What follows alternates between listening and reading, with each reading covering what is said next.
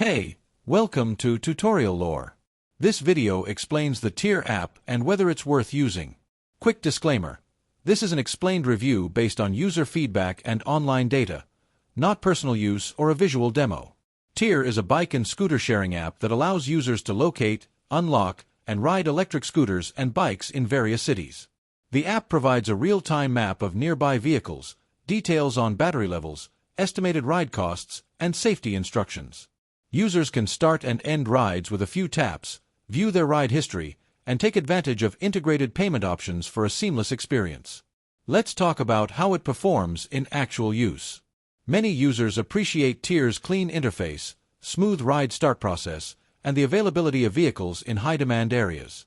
The scooters and bikes are generally well-maintained, and features like helmet incentives and swappable batteries add to its eco-friendly appeal. The pricing is transparent, and the app often runs promotions or offers free unlocks. However, there are a few drawbacks.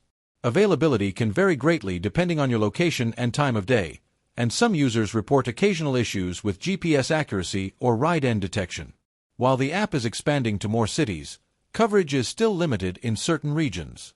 Additionally, ride costs can add up quickly for frequent users compared to owning a bike.